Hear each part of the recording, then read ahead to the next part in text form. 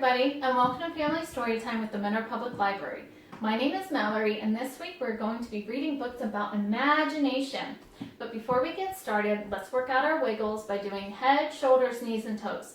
We'll start out slow, and then we'll speed up as we go along, all right? Let's go. Head, shoulders, knees, and toes, knees, and toes. Head, shoulders, knees, and toes, knees, and toes. Eyes and ears and mouth and nose. Head, shoulders, knees, and toes, knees, and toes. Okay, this time let's go a little bit faster.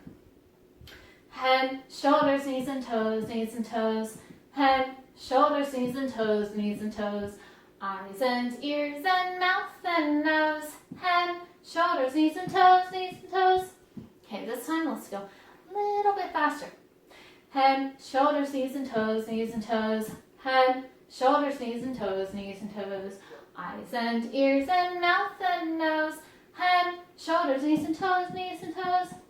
Okay, for this last one, let's go really fast. Head, shoulders, knees, and toes, knees, and toes. Head, shoulders, knees, and toes, knees, and toes. Eyes and ears and mouth and nose. Head, shoulders, knees, and toes, knees, and toes. All right. Let's get started.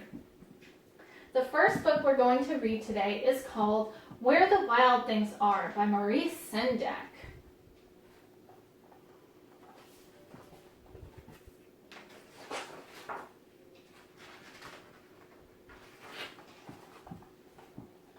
The night Max wore his wolf suit and made mischief of one kind and another, his mother called him Wild Thing, and Max said, "I'll eat you up." So he was sent to bed without eating anything. That very night in Max's room, a forest grew. And grew.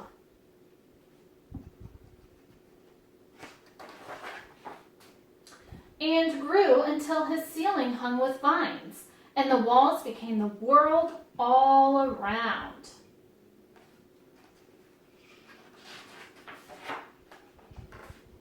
And an ocean tumbled by with a private boat for Max, and he sailed off through night and day. And in and out of weeks, and almost over a year, to where the wild things are.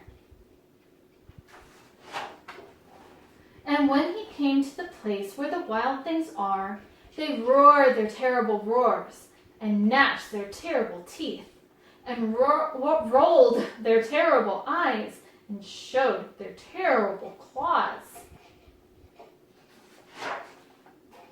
Till Max said, "Be still," and tamed them with the magic trick of staring into all their yellow eyes without blinking once.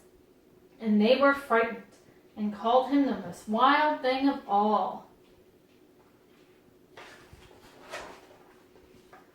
And made him king of all wild things. "And now," cried Max, "let the wild rumpus start."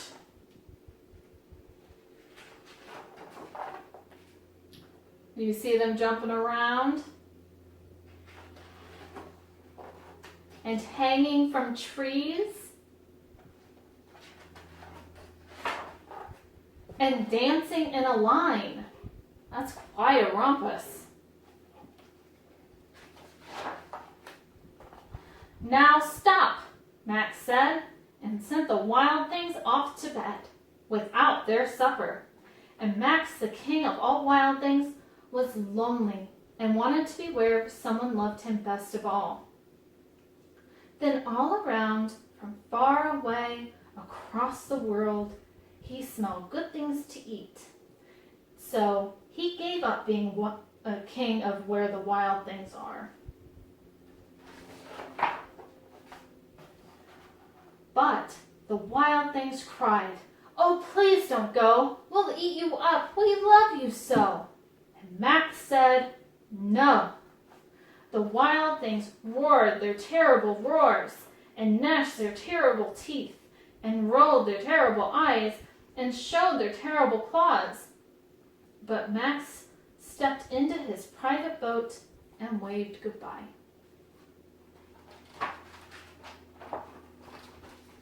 And sailed back over a year and in and out of weeks and through a day.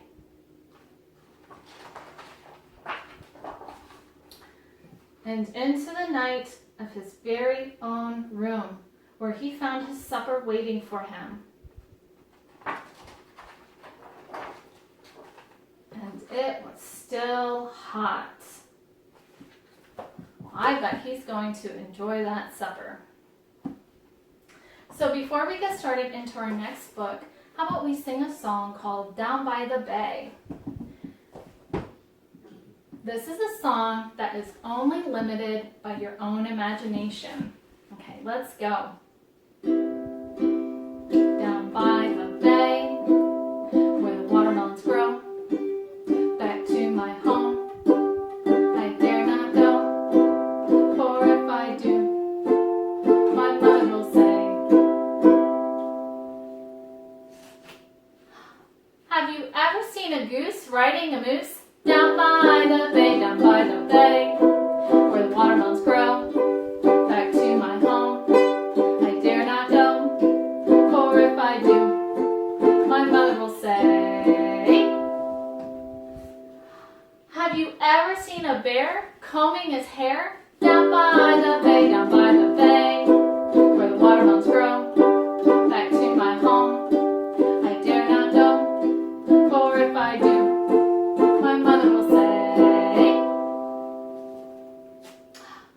Have you ever seen a whale with a polka dot tail? Down by the bay, where the watermelons grow, back to my home, I dare not go, for if I do, my mother will say.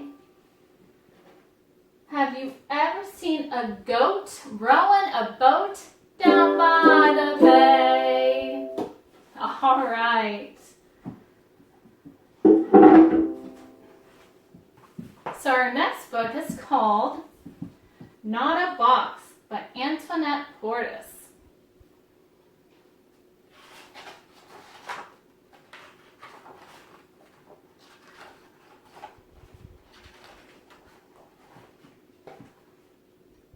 Why are you sitting in a box?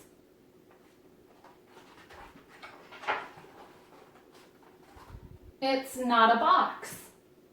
What does it look like? Looks like a race car.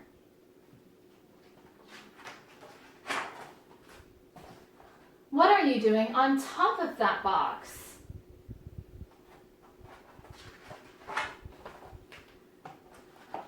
It's not a box. What does it look like? It looks like the bunny is standing on top of a mountain called Rabbit Peak.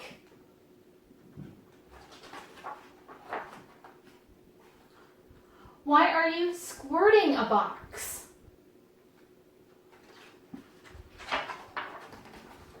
I said it's not a box. He looks like a fireman spraying a building that's on fire. Now you're wearing a box.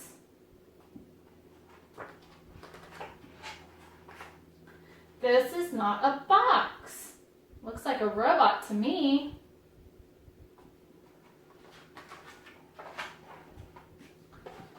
Are you still standing around in that box?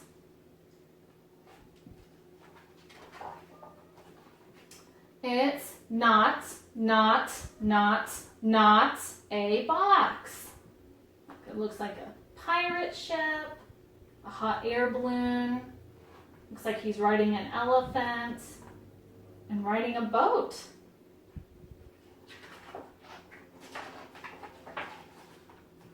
Well, what is it then?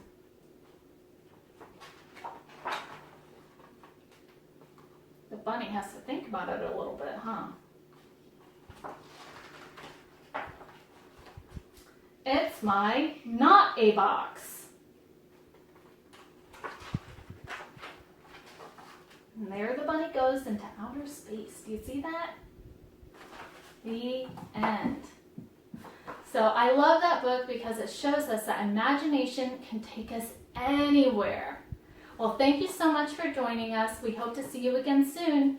Bye.